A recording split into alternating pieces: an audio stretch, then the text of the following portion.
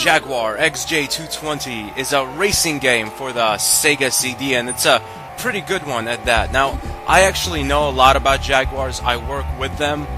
Not the cars, but the animals. I'm actually a Jaguar breeder in South Africa.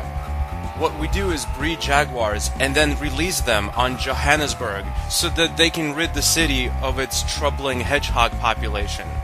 And then obviously when there's too many Jaguars, what we'll do is we'll breed a bunch of elephants, and all the elephants will be released into the city to trample the Jaguars. And then once all the Jaguars are gone, we obviously have a city that's being trampled by elephants.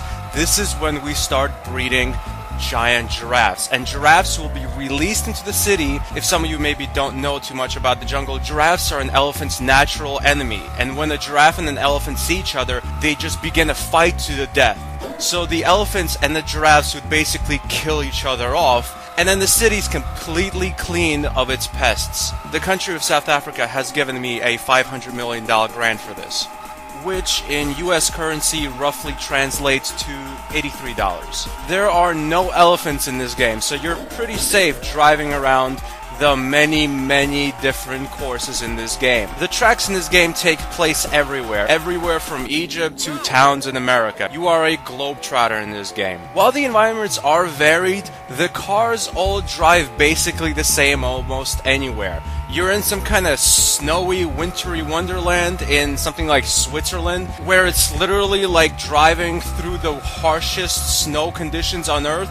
Your car will handle just as good as it handles on the clearest, most beautiful spring days you can think of. Like, there's no slipping and sliding because of the snow. I don't know if it's just laziness on the developer's part, or if they wanted to show that the Jaguar can handle any type of weather you throw at it and perform exactly the same. But honestly, weather-changing gameplay physics, especially in racing games, just wasn't that prevalent back in the day.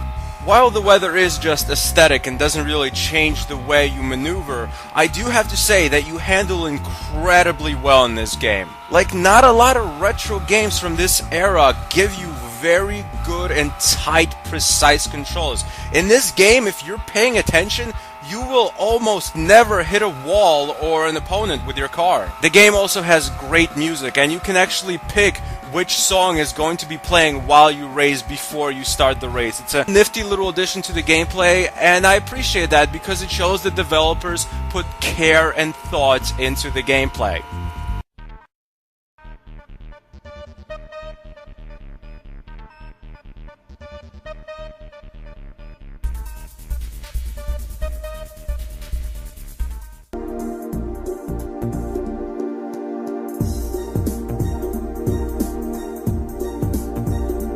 Because the controls are just so airtight, it's fairly easy to get past your opponents. But the problem in this game is qualifying, and qualifying basically decides where you are placed before the race starts, and I cannot for the life of me beat any of the cars while qualifying. Like, I'm always dead last while qualifying. Even when I go super fast and I make virtually zero mistakes, I'm still 20th place while qualifying. The game's difficulty is actually getting past the 19 cars that are ahead of you. Basically, all the races are an uphill battle, but because the cars handle really well, it's a fun uphill battle.